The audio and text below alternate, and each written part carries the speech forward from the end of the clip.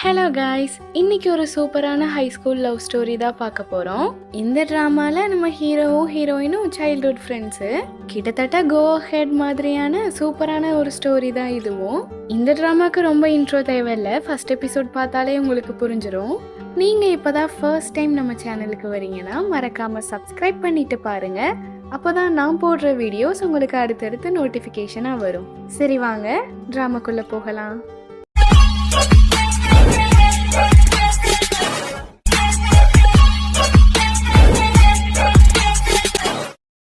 நமக்கு ஸ்டார்டிங் சீன்லயே நம்ம ஹீரோயினை தான் காமிக்கிறாங்க. இவ பேரு லூமியா. இவளும் சொல்றா, இன்னைக்குதான் என்னோட ஹை ஸ்கூலோட முதல் நாள். நான் இந்த ஸ்கூல்லயாச்சும் அவாய்ட் பண்ணணும்னு நினைக்கிற ஒரே ஆளு இவன் தான். என்னோட பக்கத்து வீட்டுக்காரன், சைல்ட்ஹுட் ஃப்ரெண்டு, பிரதர்னு கூட சொல்லலாம். இவன் பேரு தான் ஜியாங்னு சொல்றா. இவன் தான் நம்ம கதையோட ஹீரோ. இவ எதுக்காக இப்படி இவனை அவாய்ட் பண்ணணும்னு நினைக்கிறானா, நம்ம ஹீரோ தான் ஸ்கூலுக்கே டாப்பர், அவ்வளோ ஃபேமஸான பையன் கூட இவன். இதனாலேயே இவளுக்குன்னு தனியா ஒரு அடையாளமே இருந்திருக்காது. ஜியாங்கோட ஃப்ரெண்டா, ஜியாங்கோட பக்கத்து வீட்டுக்காரங்களான்ற மாதிரியே தான் இவளையும் எல்லாரும் பார்த்துருப்பாங்க. அதை எப்படியாச்சும் இன்னையிலிருந்து மாத்தணுன்றதுக்காக அவன் கண்ணிலேயே படாம இப்படி பக்கத்து வீட்டுலலாம் தாவி தாவி போயிட்டு இருக்கா.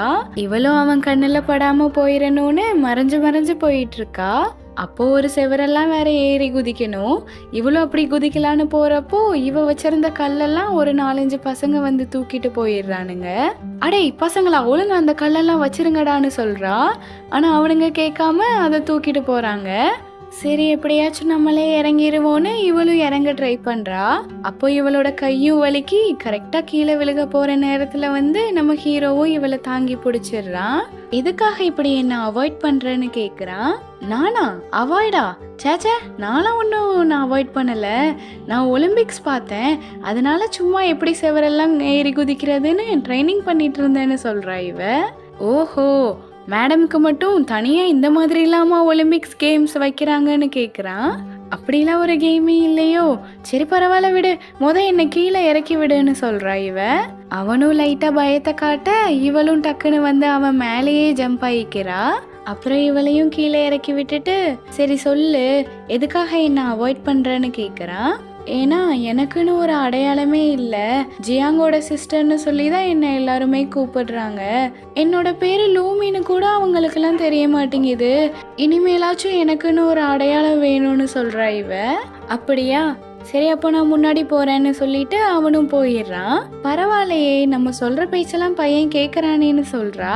அடுத்து இவளும் நடந்து போறப்போ அந்த செங்கலெல்லாம் தூக்குனாங்கல்ல, அந்த பசங்க நின்று விளையாண்டுட்டு இருக்கானுங்க.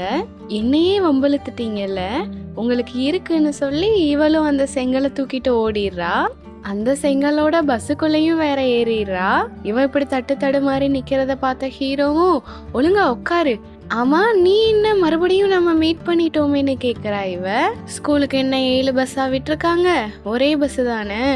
ஆமா நீ எதுக்காக இப்படி செங்கலெல்லாம் தூக்கிட்டு இருக்க, முதல்ல அதை உள்ள வைன்னு சொல்றான். அப்புறம் இவங்க 2 பேரும் அப்படியே பேசிட்டே வந்துட்டு இருக்காங்க. ஒரு கட்டத்துல ஹீரோயினும் தூங்க ஆரம்பிச்சிடுறா.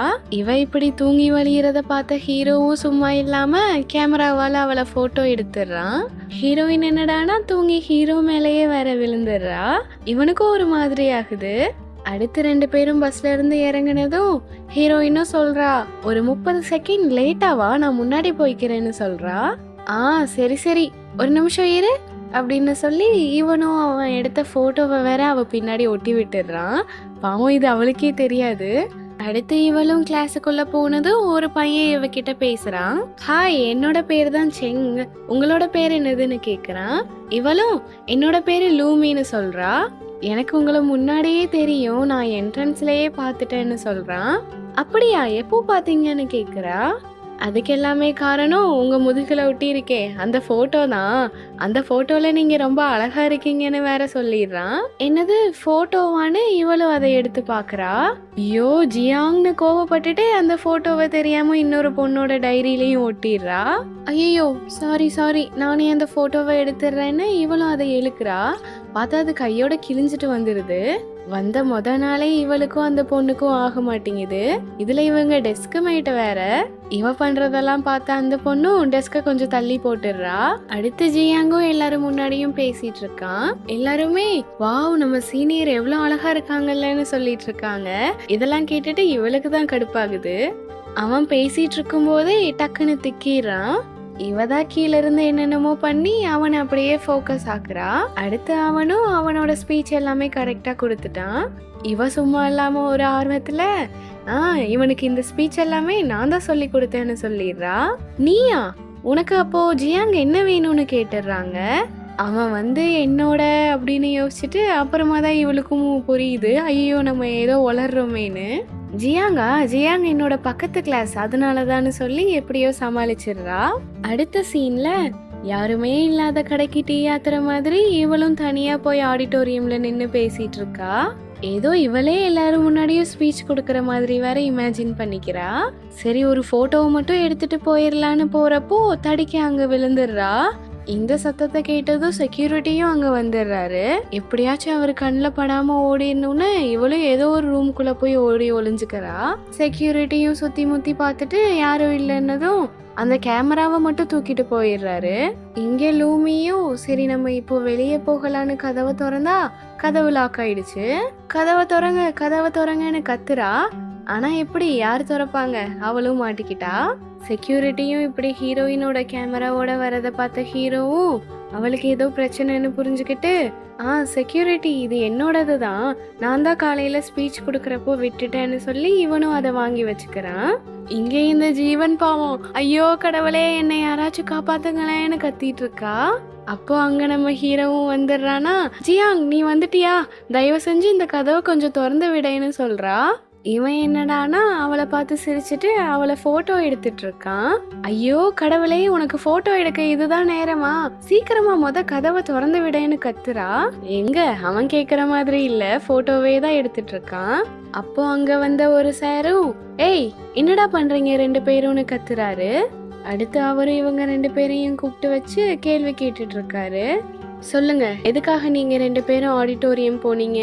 நீங்க ரெண்டு பேரும் என்ன கப்பிள்ஸான்னு கேக்குறாரு. அவங்க ஒரே நேரத்திலேயே இல்லைன்னு வேற சொல்றானுங்க. அப்போனா நீங்க ரெண்டு பேரும் யாரு? உங்க ரெண்டு பேருக்குள்ள என்ன ரிலேஷன்ஷிப்னு கேக்குறாரு. எனக்கு இவன் யாருன்னே தெரியாது. நான் ஆடிட்டோரியம்க்கு எதுக்காக போனேன்னா பாத யாத்திரைக்காக தான் போனேன்னு சொல்லிடுறா. என்னமா சொல்ற, பாத யாத்திரையான்னு கேக்குறாரு. அட ஆமா சார், ஸ்கூலும் கோவிலும் ஒண்ணுதானே, அதனாலதான் நான் கோவிலுக்கு போற டைம் நம்ம ஸ்கூல்லயே முடிச்சிடலான்னு பாத யாத்திரையா அங்க போனேன்னு சொல்றா இவ. நீங்க வேணா நம்பலன்னா ஜியாங் கிட்ட கூட கேளுங்களேன்னு சொல்லிடுறா. என்ன ஜியாங் அவ சொல்றது உண்மையான்னு கேக்குறாரு. இவளும் அவனோட காலை மிதிச்சுட்டு சொல்லுன்ற மாதிரி சொல்றா. அவனும் வேற வழி இல்லாம ஆமா சார், ஆமா அதுக்காக தான் போனா அவ, நான் கூட என்னோட கேமராவை திரும்ப எடுக்கணும்ன்றதுக்காக தான் போயிருந்தேன்னு சொல்லிடுறான். சாரும் இவங்களோட ரெக்கார்ட்ஸ் எல்லாம் எடுத்து பார்த்தா இவன் நல்ல மார்க்கா வாங்கியிருக்கான். இவ தான் எப்பவுமே கடைசியில தானே வருவா. இவளோட மார்க்கையும் பாத்துடுறாரு. அது மட்டும் இல்லாம இவங்க ரெண்டு பேருக்குமே ஒரே அப்பான்ற மாதிரி தான் அதுலயும் கொடுத்துருப்பாங்க. அதை வச்சு இவங்க ரெண்டு பேரும் பிரதர் அண்ட் சிஸ்டர்ஸ் தானே அவரும் நினைச்சிடுறாரு. பா இந்த பொண்ணு பாரு எப்படி எல்லாம் போய் பேசுதுன்ற மாதிரி அவளை திட்டிடுறாரு. நீ நம்ம ஸ்கூல்ஸோட ரூல்ஸ் அண்ட் ரெகுலேஷன்ஸை மீறிட்ட, அதனால நீ தான் இந்த கிளீனிங் ஒர்க் எல்லாம் பார்க்கணும்னு சொல்லி அவளை அனுப்பிடுறாரு. ஆனா ஜியாங்க மட்டும் ஒண்ணுமே சொல்லல. இவளும் வெளியே வந்ததும் இது என்ன புதுசா, இவனுக்கும் சேர்த்து எல்லா பழியவும் என் மேலேயே போட்டுடுறாங்கன்னு சொல்றா. அப்போ இவளோட ஷூலேஸும் கலண்டு இவளும் கீழே விழுந்துடுறா. ஹீரோ தான் அப்புறம் இவளுக்கு ஷூலேஸும் மாட்டி விடுறான். ஒழுங்கா இனிமேலாச்சும் எந்த பிரச்சனையிலயும் மாட்டாம இருன்னு சொல்லிட்டு போயிடுறான். இதெல்லாம் தூரத்துல இருந்து நம்ம லூமியோட டெஸ்க் மேட் அந்த பொண்ணும் பார்த்துட்டே தான் இருக்கா. அடுத்த சீன்ல ஹீரோயினும் ஸ்கூல் முடிஞ்சு நடந்து போயிட்டு இருக்கா. அப்போ இவளோட டெஸ்க் மேட்டையும் பார்த்துட்டு அவகிட்ட போய் இவ பேசுறா. உன் வீட்டுக்கும் இந்த வழியா தான் போவியா? ஆமா நீ என்ன பஸ் ஏறுவேன்னு கேட்டுட்டு இருக்கா. அவ என்னடானா இன்னைக்கு ஜியாங் உனக்கு ஷூ லேஸ் கட்டி விட்டதை நான் பார்த்துட்டேன்னு சொல்றா. என்னது நீ பார்த்துட்டியா? ப்ளீஸ் இதை பத்தி யாருக்கிட்டையும் சொல்லிடாதன்னு சொல்றா இவ. நான் சொல்ல மாட்டேன், ஆனா நான் கேக்குற கொஸ்டினுக்குலாம் நீ ஆன்சர் பண்ணுன்னு சொல்றா. உனக்கும் ஜியாங்கும் நடுவுல என்ன ரிலேஷன்ஷிப்னு கேக்குறா அவ. பக்கத்து வீட்டுக்காரன்னு சொல்லுவேனா, இல்ல என்னோட சைல்ட்ஹுட் ஃப்ரெண்ட்னு சொல்லுவேனா, இல்ல என்னோட ஃபேமிலி மெம்பர்னு சொல்லுவேனா, இப்படி என்ன வேணா சொல்லலாம்னு சொல்றா. அப்புறம் ஏன் நீ அவனை மறைக்கிற, யாருக்கிட்டையும் இத பத்தி சொல்லலையேன்னு கேக்குறா. ஏன்னா எனக்குன்னு ஒரு அடையாளம் இருக்கணும், லூமினா யாருன்னு இந்த உலகத்துக்கு தெரியணும், அதுக்காக தான்னு சொல்றா இவ. இங்க அப்படியே சீன் கட் ஆகி அடுத்த சீன்ல ஒருத்தர் எல்லாரையும் போட்டு அடிச்சு காசு வாங்கிட்டு இருக்காரு. அந்த வழியா போற நம்ம ஹீரோவும் அப்படியே இத பார்த்துட்டு நின்னுறான். அந்த சண்டையெல்லாம் முடிஞ்சதும் இவனும் போகலான்னு போறான். அப்போ அவரும், நில்றா, உனக்கு என்ன, உன் அப்பா இங்க இருக்கிறது கண்ணு தெரியலையா, நீ பாட்டுக்கு என்ன மதிக்காமலே போற, ஏன் என்னெல்லாம் அப்பான்னு கூப்பிட மாட்டியான்னு சொல்றாரு. ஆனா இவன் எதுவுமே பேசாம நிக்கிறான். அவரும் கொஞ்சம் காசு எடுத்து இவன் பாக்கெட்லயும் வச்சு விட்டுறாரு. இவர் தான் ஹீரோவோட அப்பா. ஆனா இவன் என்னன்னு தெரியல, அவர்கிட்ட பேசவே மாட்டான். அப்படியே இவனும் கொஞ்சம் தூரம் நடந்து போறப்போ அந்த அடி வாங்கினவனுங்க எல்லாம் இவனை வந்து சுத்தி வளைச்சிடுறானுங்க. டேய் தம்பி, ஒழுங்கா உங்க அப்பாக்கு ஃபோன் பண்ணி இப்பவே அந்த காசெல்லாம் எங்க கிட்ட திரும்ப கொடுக்க சொல்லுன்னு சொல்றாங்க. அதுக்கு இவன் என்னடானா, எனக்கும் அவருக்கும் எந்த சம்பந்தமும் இல்ல, எனக்கு அவரை யாருன்னே தெரியாதுன்னு சொல்லிடுறான். இவன் இப்படி எல்லாம் பேசுறத கேட்டு அவனுங்களும் இவனை அடிக்க ஆரம்பிச்சிடுறானுங்க. ஒழுங்கா உங்க அப்பாக்கு ஃபோன் பண்ணி வர சொல்லுடான்னு. இவனுங்க அடிக்கிறப்போ நம்ம ஹீரோக்கு ஒரு கால் இல்லைன்றதையும் நோட் பண்ணிடுறானுங்க. ஹீரோவும் திரும்ப இவனுங்களெல்லாம் அடிக்க பாக்குறான். ஆனா அவனுங்க அத்தனை பேர் இருக்கிறனால இவனால எதுவும் பண்ண முடியல. அவனுங்களும் ஹீரோக்கு ஒரு கால் இல்லைன்றத நோட் பண்ணிட்டு இவன் கிட்ட இருந்த கொஞ்சம் காசையும் எடுத்துட்டு இவனை திரும்பவும் அடிக்க வரானுங்க. ஆனா அப்போ கரெக்டா நம்ம ஹீரோயின் அங்க வந்து இவனை காப்பாத்திடுறா. ஒழுங்கா இங்க இருந்து போயிருங்கடா, இல்லனா உங்களுக்கு எல்லாம் அவ்வளவுதான்னு சொல்றா இவ. ஜியாங், எந்திரி ஜியாங்னு சொல்லி இவளும் கை கொடுக்கறா. ஆனா ஹீரோ என்னடானா இவளுக்கு கையே கொடுக்க மாட்டான். நீ எதுக்கு இங்க வந்த, நீ இங்க இருந்து போன்னு சொல்றான். அப்போ கரெக்டா அந்த ரவுடியும் ஹீரோயினை அடிக்க வர நம்ம ஹீரோவும் நடுவுல போந்து இவளுக்கு அந்த அடி விழுகாத மாதிரி அவனே எல்லாத்தையும் வாங்கிக்கிறான். அவனுங்க வேற பாவம் இவனோட கால்ல எல்லாம் வேற அடிக்கிறானுங்க. ஹீரோயினும் எவ்வளவோ அழுது கத்துறா, வேணாம் ஜியாங்க விட்டுருங்க, அடிக்காதீங்கன்னு. இவ இப்படி கெஞ்சறத பார்த்து ஹீரோக்கும் கோபம் வந்துருச்சு. அவனும் டக்குன்னு அந்த ரவுடிய கீழே தள்ளி அவன் கண்ணுலயே பெண்ணை வச்சு குத்துற மாதிரி போயிட்டான். அவளை ஏதாச்சும் பண்ணணும்னு நினைச்ச, என் உயிரை போனாலும் பரவாயில்லன்னு உன்னை கொன்றுவேன்னு சொல்லி மிரட்டுறான். அப்போ அங்க ஒருத்தர் சைக்கிள்ல வந்ததும் இவனுங்களும் தெரிச்சுட்டு ஓடிட்டானுங்க. லூமியும் ஜியாங்க கட்டி பிடிச்சிட்டு அழுகிறா. ஜியாங் தான் அவளையும் சமாதானப்படுத்துறான். சரி சரி அழுகாதன்னு சொல்லி அவளோட கண்ணீரையும் தொடச்சு விடுறான். அடுத்து இவங்க 2 பேரும் வீட்டுக்கு வந்துட்டாங்க. ஜியாங்கும் இவகிட்ட சொல்றான், இன்னைக்கு நடந்ததை பத்தி நீ உங்க அப்பா கிட்டயும் அம்மா கிட்டயும் சொல்லாத, அது மட்டும் இல்லாம நான் கொஞ்ச நாளாவே சாப்பிட்றதுக்கு அங்க வர்றதில்ல, அங்கிளும் ஆன்ட்டியும் ஏனும் கிட்ட கேட்டா எனக்கு கொஞ்சம் மனசு சரியில்லைன்னு மட்டும் சொல்லு, அவங்களே புரிஞ்சுப்பாங்கன்னு சொல்றான். அவளும் சரின்னு சொல்லிடுறா. அடுத்து இவனும் அவளோட தலையெல்லாம் துவட்டி விட்டுட்டு இருக்கான். இது எல்லாமே என்னோட தப்பு தான், நான் தான் உன்னை அவாய்ட் பண்றேன்னு தனியா விட்டுட்டேன், இனிமே நம்ம 2 பேரும் ஒன்னாவே வரலான்னு சொல்லிடுறா. அவனுக்கும் கால் வலிக்க ஆரம்பிச்சிருச்சு. அவனுக்கு கொஞ்சம் வலிச்சா கூட இவ தாங்க மாட்டா போல. வேமா நான் மெடிசன் எடுத்துட்டு வரேன்னு சொல்லி போக பாக்குறா. ஹீரோ தான் அவ கையை பிடிச்சி இழுத்து, நீ உட்காருன்னு சொல்லி அவளை உட்கார வைக்கிறான். எனக்கு யாரு என்ன சொன்னாலும் பரவாயில்ல, இனிமே நம்ம ஸ்கூல்ல யாரோ மாதிரி எல்லாம் இருக்க வேணான்னு சொல்லிடுறா. அப்படின்னா நீ என்ன உன்னோட பிரதரா ஏத்துக்கிறியான்னு கேக்குறான். அவளும் ஆமான்னு சொல்லிடுறா.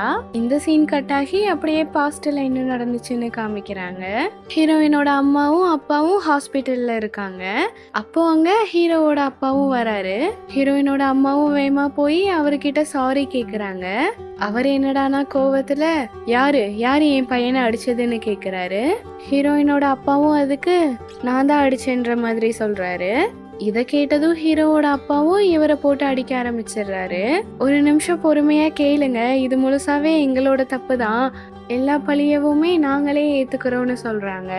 அப்போ அங்க வந்த நர்ஸும், ஐயோ கொஞ்சம் சண்டை போடாதீங்க, நீ இந்த ஃபார்ம்ல சைன் போடுங்க, ஒரு ஆப்ரேஷன் பண்ணணும், உங்க பையனோட ஒரு காலை எடுக்கணும்னு சொல்லிடுறாங்க.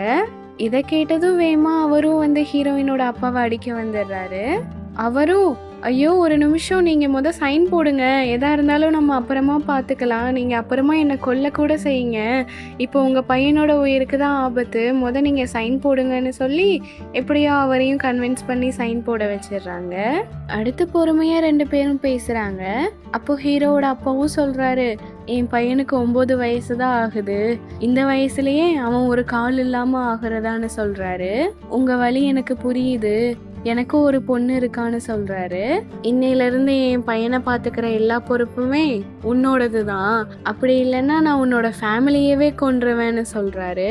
எனக்கு புரியுது, இன்னையிலிருந்து ஜியாங்கும் என்னோட பையன்தான்னு சொல்லி ஏத்துட்டு இருந்திருப்பாரு. இதுக்கப்புறமா தான் அவங்க 2 பேரும் அண்ணன் தங்கச்சி மாதிரி வளர்ந்துருப்பாங்க. இதோட இந்த ட்ராமாவோட ஃபர்ஸ்ட் எபிசோட் முடியுது. நீங்கள் இந்த ட்ராமாவோட அடுத்தடுத்த எபிசோட்ஸ் பார்க்கணுன்னா மறக்காமல் நம்ம சேனலை சப்ஸ்கிரைப் பண்ணி வச்சுக்கோங்க. அப்போ தான் நான் போடுற வீடியோஸ் உங்களுக்கு அடுத்தடுத்து நோட்டிஃபிகேஷனாக வரும். தேங்க்யூ ஃபார் வாட்சிங் கைஸ்.